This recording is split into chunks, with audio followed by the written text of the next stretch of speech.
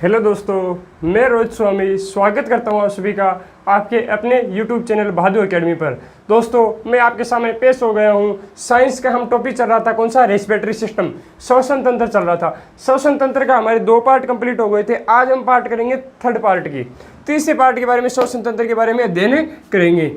ये last part होगा श्वसन तंत्र का। दोस्तों, जिसने भी पहले वाला वीडियो नहीं देखा है वो वीडियो जरूर देख ले, क्योंकि दोस्तों साइंस में एक भी क्वेश्चन आपके बाहर नहीं जाएगा। ये मैं आपको लिख कर देता हूँ, लिखा कर ले जाओ। चाहिए आपको क्या करना है, जो मैं पढ़ा रहा हूँ वीडियो देख रहे हैं, नोट्स बनाने हैं।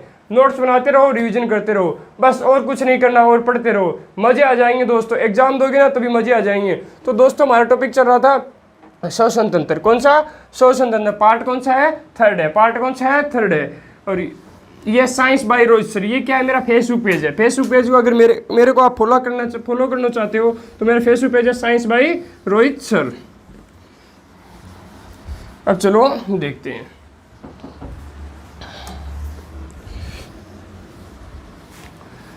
श्वसन तंत्र में हमने कहाँ तक देख लिया था? श्वसन तंत्र की क्रियाविधि देख रहे थे। रेस्पिरेटरी सिस्टम की मैकेनिज्म देख रहे थे। पहली मैकेनिज्म हम देख ली थी। मैकेनिज्म कितने पार्ट थी? 3 पार्ट थे। 3 पार्ट में बटी हुई थी। पहला था बाहरी श्वसन, दूसरा था आंतरिक श्वसन, तीसरा था गैसों का परिवहन। हमने कौन सा देख लिया? बाहरी श्वसन देख लिया। अब हम किसका अध्ययन करेंगे? आंतरिक श्वसन के बारे में हम अध्ययन करेंगे। तो आंतरिक श्वसन के बारे में देखते हैं दोस्तों। दूसरा पार्ट कौन सा आता है? दूसरे मैकेनिज्म कौन सी आती है? आंतरिक श्वसन। आंतरिक श्वसन दोस्तों, आंतरिक श्वसन होता है, ये शरीर के अंदर होता है। शरीर के अंदर क्या होती है? कोशिका होती है। तो कोशिकाओं के रूप में होता है, तो कोशिका में होता है, इसलिए इसका आंतरिक श्वसन का दूसरा नाम क्या होता है? कोशिकीय श्वसन। कोशिकीय श्वसन। आंतरिक श्वसन का दूसरा नाम क्या होता है दोस्तों? कोशिकीय श्वसन। अब एक बात बताओ मेरे को, आप सभी को पता है, जो आंतरिक शरीर के अंदर होगा वो हीमोग्लोबिन के द्वारा होगा या नहीं होगा? होगा भाई साहब। ब्लड के द्वारा होगा या नहीं होगा? होगा।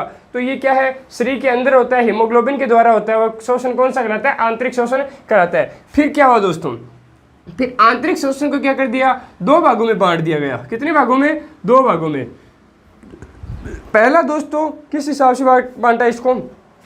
ऑक्सीजन की उपस्थिति में, दूसरा ऑक्सीजन की अनुपस्थिति में। पहला बांटा इसको ऑक्सीजन की उपस्थिति में। किसकी उपस्थिति में? ऑक्सीजन की उपस्थिति में। तो पहला पार्ट कौन सा आ जाएगा? ऑक्सीजन की उपस्थिति में। तो ऑक्सीश्वसन। कौन सा श्वसन? ऑक्सीश्वसन। और ऑक्सीश्वसन का दूसरा नाम क्या होता है? बताओ मेरे को जल्दी सी। ऑक्सीश्वसन। ऑक्सीश्वसन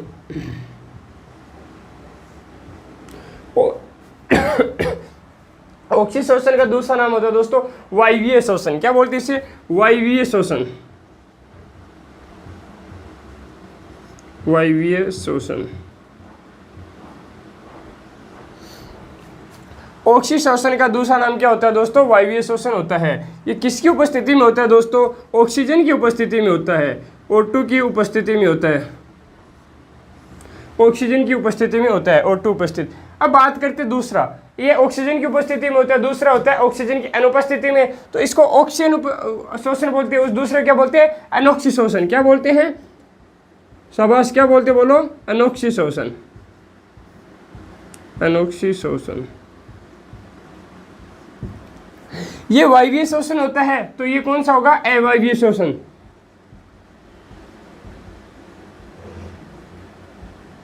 अवायवीय श्वसन। ठीक है दोस्तों, ये ऑक्सीजन की उपस्थिति में होता है, तो ये ऑक्सीजन की अनुपस्थिति में होता है। O2 अनुपस्थित।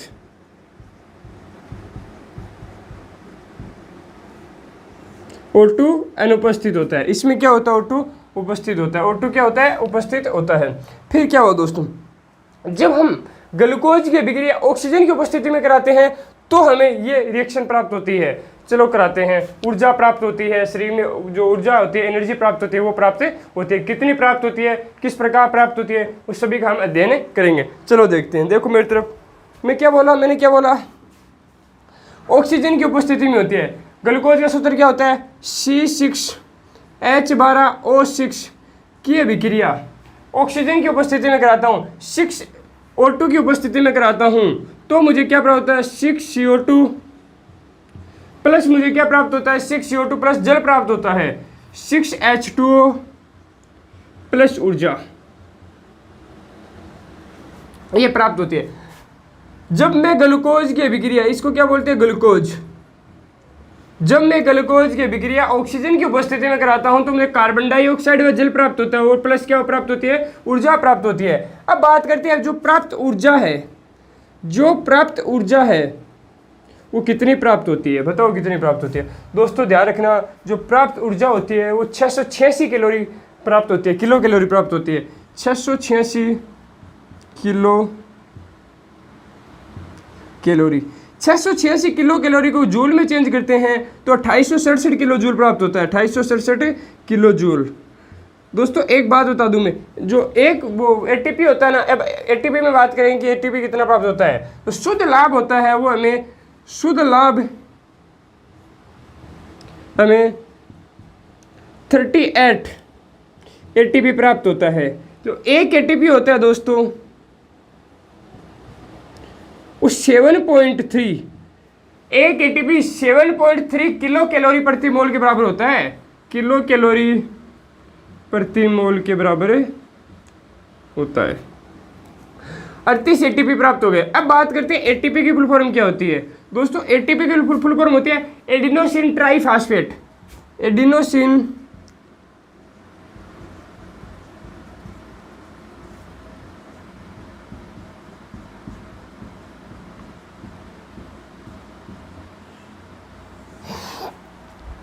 एटीपी फॉर्म होती है एडिनोसिन ट्राइफॉस्फेट। अब बात करते हैं एटीपी की खोज किसने की। दोस्तों ध्यान रखना, एटीपी की खोज की एक वैज्ञानिक था जो क्या बोलते हैं, लोहा लेते हैं। इसने क्या किया, एटीपी से लोहा लिया, तो क्या हुआ, उसका नाम याद करने का तरीका, एटीपी से लोहा लिया, तो उसका खोज किसने की, लोहायान ने। किसने की, लोहायान ने, लोहायान ने खोज किसने की दोस्तों इसकी, लोहायान ने क्या कर दी साहब, इसकी खोज कर दी। दोस्तों ध्यान से समझ लो, ऑक्सीशोषण दूसरा नाम होता है वायवीय शोषण, ऑक्सीजन की उपस्थिति में होता है। ग्लूकोज की अभिक्रिया जो ऑक्सीजन की उपस्थिति में कराते हैं 6CO2 प्लस 6H2O प्लस ऊर्जा प्राप्त होती है। प्राप्त ऊर्जा कितनी होती है दोस्तों, 686 किलो कैलोरी ऊर्जा प्राप्त होती है, 686 किलो कैलोरी ऊर्जा प्राप्त होती है, या 2867 किलो जूल। शुद्ध लाभ प्राप्त होता है, शुद्ध लाभ प्राप्त होता है वो कितना होता है, 38 एटीपी, 38 एटीपी। जो एक एटीपी बराबर कितना होता है दोस्तों, 7.3 किलो कैलोरी प्रति मोल एक एटीपी के बराबर होता है। बात करते हैं एटीपी की फुल फॉर्म, एडिनोसिन ट्राइफॉस्फेट इसकी फुल फॉर्म होती है, और खोज किसने की, लोहायान ने, खोज किसने की, लोहायान ने। तो दोस्तों एक बार आप स्क्रीनशॉट ले लो, फिर हम बात करेंगे अनोक्सी शोषण की।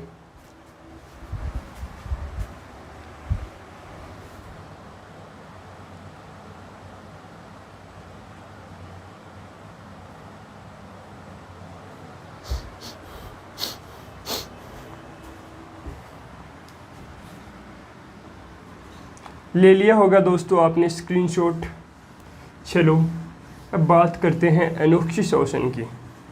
अनोक्सी ऑक्सीजन अनुपस्थित, ऑक्सीजन अनुपस्थित, वायवीय ऑक्सीजन उपस्थित होती है उसे वायवीय कहते हैं, अवायवीय ऑक्सीजन अनुपस्थित होती है उसे क्या कहते हैं, अवायवीय शोषण कहा जाता है। चलो दोस्तों उम्मीद करता हूँ इतना आपको समझ में आ गया होगा। किसी भी प्रकार की कोई भी प्रॉब्लम हो तो आप लाइक के बाद जो कमेंट आते हैं उस कमेंट में आपको क्या करना है, अपना क्वेश्चन करना है, क्योंकि कमेंट को हम देखते हैं। अगर आपका किसी प्रकार का क्वेश्चन होगा तो हम जरूर आंसर देंगे दोस्तों। अब बात करते हैं अनोक्सी शोषण। अनोक्सी शोषण क्या होता है, इसी की अभिक्रिया में किसकी उपस्थिति में कराता हूँ, वही ग्लूकोज C6H12O6, ग्लूकोज की उपस्थिति में, ग्लूकोज ले लिया मैंने, ग्लूकोज के साथ अभिक्रिया करा रहा हूँ। उपस्थिति किसकी करा रहा हूँ मैं, ईस्ट की उपस्थिति करा रहा हूँ। ईस्ट एक कोशिका जीव होता है, ईस्ट की उपस्थिति, और एंजाइम ले रहा हूं मैं जाइमेज। कौन से एंजाइम की उपस्थिति में करा रहा हूं, साथ में जाइमेज एंजाइम, जाइमेज। इस सभी का सिस्टम हो रहा है साथ में। तो मुझे क्या प्राप्त होता है, तो मुझे दोस्तों एथिल एल्कोहल प्राप्त होता है, एथेनॉल प्राप्त होता है, दारू प्राप्त होती है, शराब प्राप्त होती है। तो एथिल एल्कोहल प्राप्त होता है,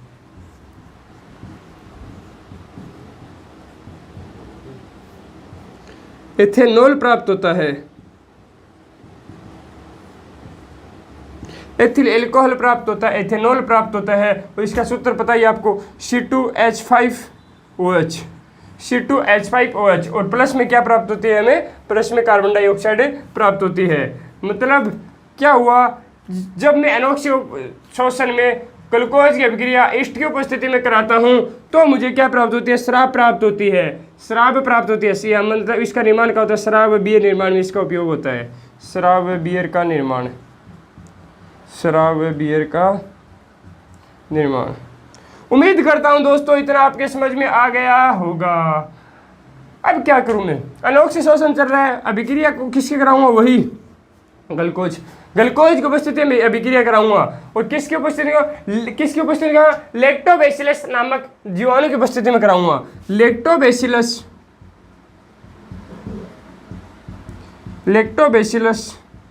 लैक्टिक नामक जीवाणु की उपस्थिति में, लैक्टिक नामक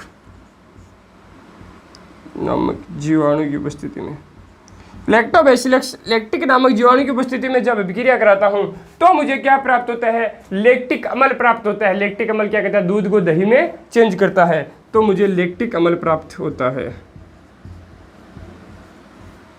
लैक्टिक अम्ल प्राप्त होता है। यानी क्या हो गया, दूध से दही निर्माण।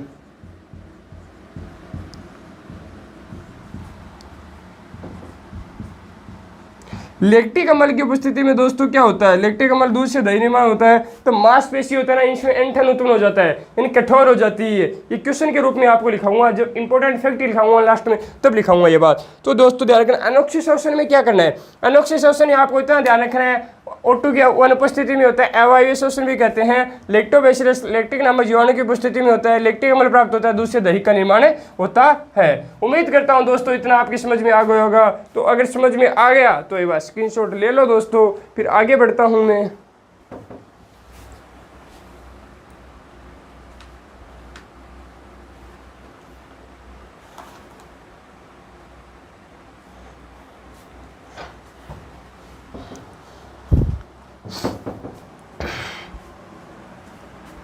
ले लिया होगा।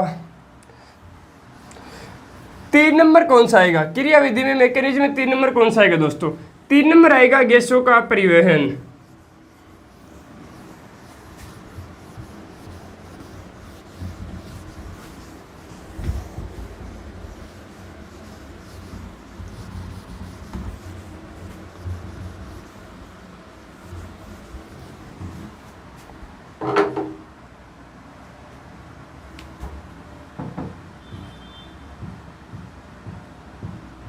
गैसों का परिवहन। तीसरा मैकेनिज्म में आएगा गैसों का परिवहन। गैसों का परिवहन किसके द्वारा होता है, बोलो सभी एक साथ, किसके द्वारा होता है, हीमोग्लोबिन के द्वारा। किसके द्वारा, हीमोग्लोबिन के द्वारा। हीमोग्लोबिन को क्या कहते हैं दोस्तों, हीमोग्लोबिन को श्वसन वर्णक कहा जाता है, श्वसन वर्णक कहा जाता है। गैसों का परिवहन हीमोग्लोबिन के द्वारा होता है, हीमोग्लोबिन को श्वसन वर्णक कहा जाता है। अब बात करते हैं हीमोग्लोबिन की हमारे शरीर में कितनी मात्रा होती है, बताओ कितनी होती है, 15 ग्राम प्रति 100 ml, यानी 100 ml पर कितना हीमोग्लोबिन प्राप्त होता है हमारे शरीर में, 100 ml, 15 ग्राम प्रति 100 ml होता है। अब बात करते हैं हीमोग्लोबिन का रंग कैसा होता है, तो बताओ दोस्तों हीमोग्लोबिन का रंग कैसा होता है। हीमोग्लोबिन का दोस्तों रंग होता है बैंगनी। कैसा रंग होता है, बैंगनी। तो गैसों का परिवहन में आपको इतना ही ध्यान रखना है कि भाई साहब इसका परिवहन किसके द्वारा होता है, हीमोग्लोबिन के द्वारा होता है। हीमोग्लोबिन को श्वसन वर्णक भी कहते हैं। मात्रा 15 ग्राम प्रति 100 ml, यानी 100 ml पर कितना प्राप्त होता है, 15 ग्राम हीमोग्लोबिन हमारे शरीर में होता है। रंग कैसा होता है, बैंगनी होता है। और बात करते हैं हीमोग्लोबिन में धातु कौन सी होती है, मेटल कौन सी होती है, तो कौन सी होती है, फेरस होती है, लोहा होती है, Fe होती है। क्या होती है, Fe होती है। उम्मीद करता हूँ इतना आपके समझ में आ गया। अब दोस्तों हमने क्या कर लिया, इसकी मैकेनिज्म देख ली, श्वसन की मैकेनिज्म। अब आएगा श्वसन तंत्र के इंपॉर्टेंट क्वेश्चन आएंगे, वो इंपॉर्टेंट क्वेश्चन करा रहा हूं दोस्तों। 10-15 क्वेश्चन है। मैं मानता हूं अगर आप दिल्ली पुलिस की तैयारी कर रहे हो, छोटे लेवल की तैयारी कर रहे हो, तो उसी क्वेश्चनों में से श्वसन तंत्र का टॉपिक क्वेश्चन एक मिल जाएगा आपको।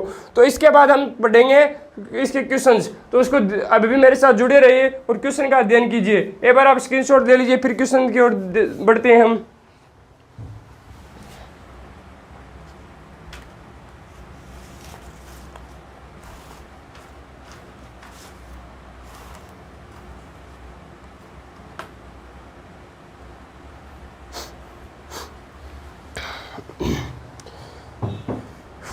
नोट्स बना लिए। चलिए भाई साहब, नोट्स जिसने नहीं बनाया वो बर्बाद होगा, बर्बाद होगा, बर्बाद होगा। नोट्स नहीं बनाया वो बर्बाद होगा।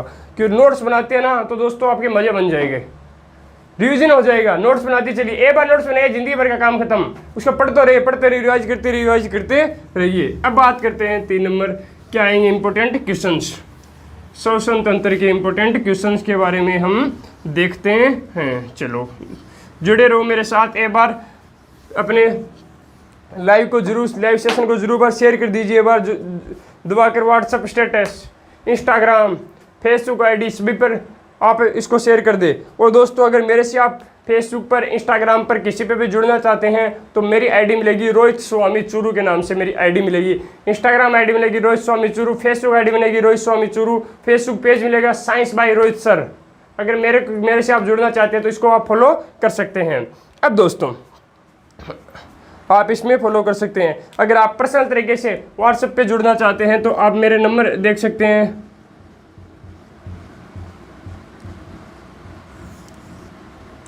9982104477 9982104478। ये मेरा पर्सनल नंबर है। आप इससे भी हमारे व्हाट्सएप ग्रुप से जुड़ सकते हैं। 9982104478। तो दोस्तों अब हम बात करेंगे आगे।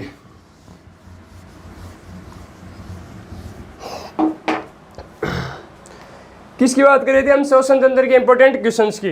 पहला क्वेश्चन क्या है? लैक्टिक अम्ल बनने के कारण पेशियों में ऐंठन उत्पन्न हो जाती है। ऐंठन उत्पन्न हो जाती है, इसलिए शरीर में क्या होता है? थकान का अनुभव होता है। तो बात करें इंपॉर्टेंट क्वेश्चन की, इंपॉर्टेंट क्वेश्चन की। दोस्तों ये सेशन बहुत ही अच्छा गुजरने वाला है, क्योंकि इस सेशन से जिसने श्वसन तंत्र पढ़ लिया तो कोई बात नहीं, जिसने पढ़ लिया मैंने पढ़ा दिया। जो ये सेशन अगर लाइव देखेगा, नोट्स बनाएगा, उसके कोई भी क्वेश्चन बाहर नहीं जाए, क्योंकि इसमें क्या करा रहा हूँ मैं? श्वसन तंत्र के इंपॉर्टेंट 1 लाइनर क्वेश्चन करा रहा हूँ। जो 1 लाइन के अंदर क्वेश्चन होते हैं ना, वो करा रहा हूँ। तो बात करते हैं दोस्तों इंपॉर्टेंट क्वेश्चन की। इंपॉर्टेंट क्वेश्चन में पहला क्या आएगा? लैक्टिक अम्ल बनने के कारण, लैक्टिक अम्ल बनने के कारण पेशियों में ऐंठन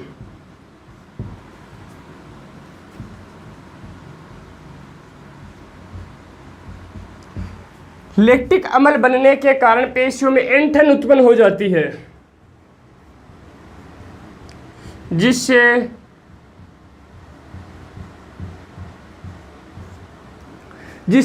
थकान का अनुभव होता है, जिससे थकान का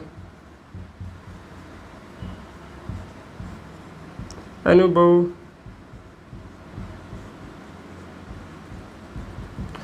लैक्टिक अम्ल बनने के कारण पेशियों में ऐंठन उत्पन्न हो जाती है, जिससे थकान का अनुभव होता है। अब बात करते हैं श्वसन से हमें, अब क्वेश्चन बता रहा हूं जो इंपॉर्टेंट क्वेश्चन है। श्वसन से हमें कुल कितनी एटीपी ऊर्जा प्राप्त हुई? 38 एटीपी ऊर्जा प्राप्त हुई। श्वसन से हमें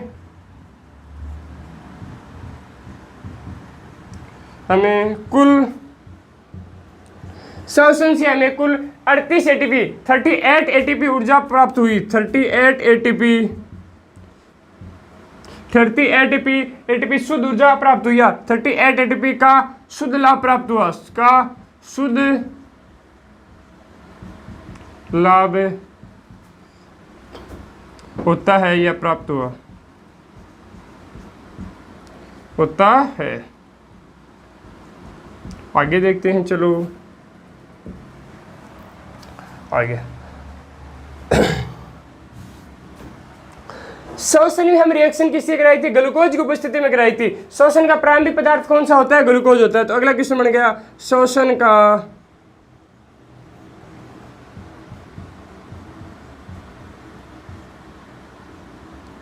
प्रारंभिक पदार्थ, श्वसन का प्रारंभिक पदार्थ कौन सा होगा? ग्लूकोज होगा।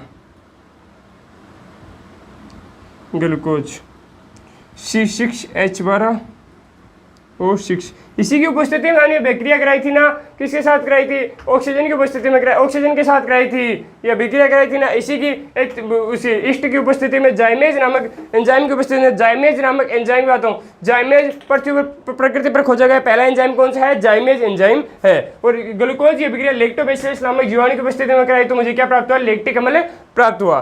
3 क्वेश्चन हमारे सामने से गुजर गए। चौथा क्वेश्चन, ऑक्सीशोषण का अंतिम पदार्थ कौन सा था? ऑक्सीशोषण का अंतिम पदार्थ कौन सा था? बताओ कौन सा था? अभी आपने पढ़ा है ऑक्सीशोषण का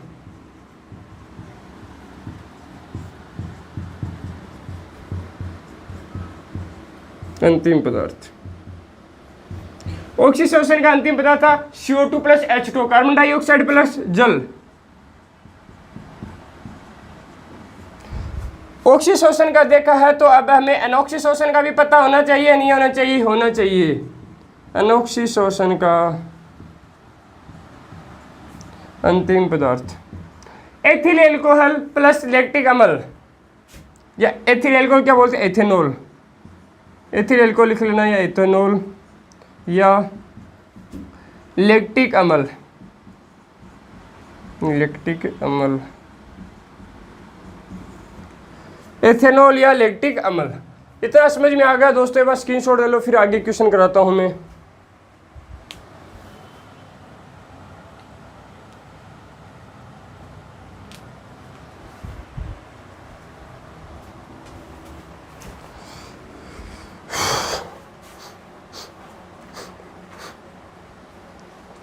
लैक्टिक अम्ल बनने के कारण पेशियों में एंठन उत्पन्न हो जाती है। लैक्टिक अम्ल बनने के कारण पेशियों में एंठन उत्पन्न हो जाती है। और दूसरे क्या है? शोषण से हमें कुल कितने 38 ATP का शुद्ध लाभ प्राप्त होता है। शोषण का प्रारंभिक पदार्थ क्या होता है? ग्लूकोज होता है। शोषण का प्रारंभिक पदार्थ क्या होता है दोस्तों? शोषण का प्रारंभिक पदार्थ ग्लूकोज होता है। ऑक्सीशोषण का अंतिम पदार्थ क्या होता है? ऑक्सीशोषण का अंतिम पदार्थ होता है दोस्तों CO2 plus H2O, CO2 plus H2O। एनॉक्सीशोषण से अंतिम पदार्थ कौन सा प्राप्त होता है? एथेनॉल या लैक्टिक अम्ल, एथेनॉल या लैक्टिक अम्ल। अब बात करते हैं दोस्तों आगे। एक बार दोस्तों आप रिवाइज कर लेना, रिवाइज करना बहुत ही जरूरी है। आगे देखते हैं। स्क्रीनशॉट ले लिया होगा आपने?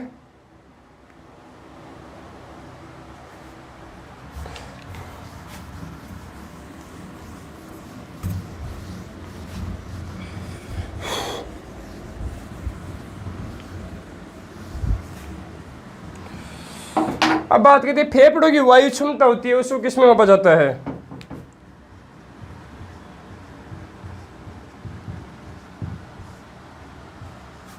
फेफड़ों की वायु क्षमता, बताओ फेफड़ों की वायु क्षमता को किस में मापा जाता है? दोस्तों ध्यान रखना, फेफड़ों की वायु क्षमता को किस में मापा जाता है? स्पायरोमीटर में मापा जाता है। स्पायरोमीटर में। अगला क्वेश्चन बनता है श्वसन दर का मापन किससे किया जाता है? श्वसन दर का मापन,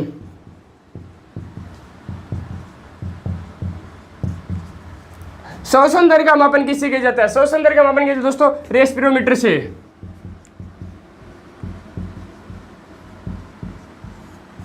किससे किया जाता है श्वसन दर का मापन? रेस्पिरोमीटर में। किसका मापन किया जाता है दोस्तों? श्वसन दर का मापन किया जाता है। अब बात करते हैं 1 मिनट में किए गए श्वसनों की संख्या को क्या कहते हैं? श्वसन दर कहते हैं। डेफिनेशन पूछ रहे श्वसन दर की क्या होगी, तो श्वसन दर की डेफिनेशन क्या होती है? 1 मिनट में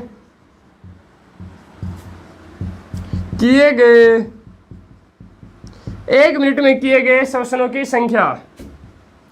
अब 1 मिनट में श्वसनों की संख्या देखें कितनी होती है? श्वसनों की संख्या 1 मिनट में किए गए श्वसनों की संख्या क्या कहते हैं? श्वसन दर कहा जाता है। क्या कहा जाता है दोस्तों? श्वसन दर कहा जाता है।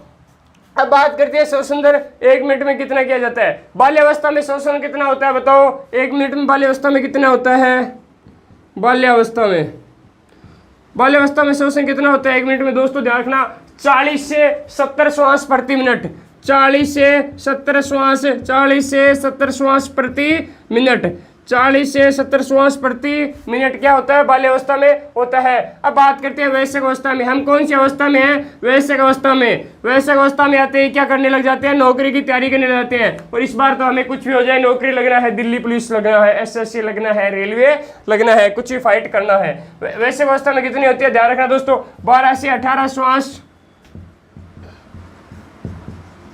12 से 18 श्वास प्रति मिनट।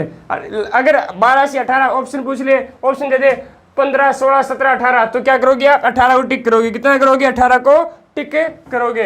अब बात करते हैं सोते समय या आराम करते समय।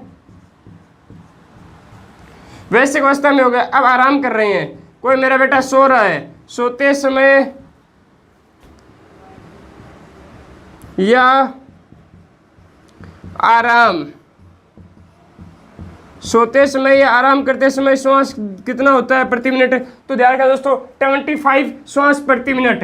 25 श्वास, 25 श्वास प्रति मिनट, 25 श्वास प्रति मिनट। अब बात करते हैं खिलाड़ियों में श्वसन दर। खिलाड़ियों में श्वसन दर कितना होता है दोस्तों? ध्यान रखना, खिलाड़ियों में श्वसन दर सामान्य व्यक्तियों से कम होता है। खिलाड़ियों में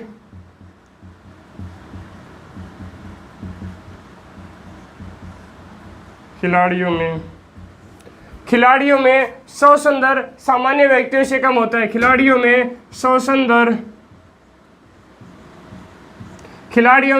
दर सामान्य व्यक्तियों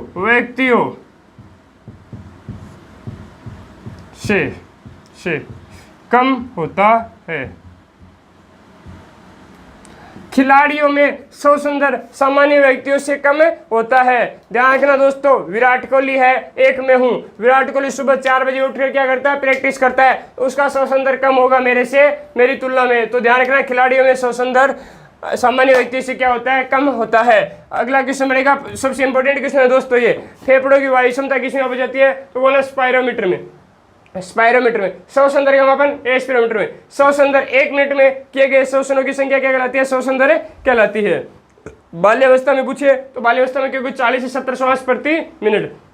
अगर आपसे वैश्विक अवस्था में पूछे तो 12 से 18 श्वास प्रति मिनट। सोते समय आराम करते समय पूछे तो 25 श्वास प्रति मिनट, 25 श्वास प्रति मिनट। तो दोस्तों आपके इतना समझ में आ गया होगा, खिलाड़ी में श्वसन दर सामान्य व्यक्तियों से कम होती है। ये दोस्तों हमारा श्वसन तंत्र टॉपिक कंप्लीट हो चुका है। और उम्मीद करता हूँ जिसने भी ये तीनों वीडियो नहीं देखे हैं, part first, part second, part third, वो एक बार देख ले दोस्तों। गारंटी लेता हूँ, आज ही लिखा कर लिख जाओ, एक भी क्वेश्चन बाहर नहीं जाएगा। आप तो बस तैयारी करते रहना। मैं आपके साथ हूँ, भादु एकेडमी आपके साथ है, हेमराज सर आपके साथ है, मैं रोहित स्वामी आपके साथ हूँ। अगर किसी प्रकार की आपको कोई भी हेल्प चाहिए तो हमारे से आप कॉन्टेक्ट कर सकते हैं। धन्यवाद दोस्तों, आज के लिए इतना ही। Best of luck. जय हिंद, भारत माता की जय हो। धन्यवाद दोस्तों।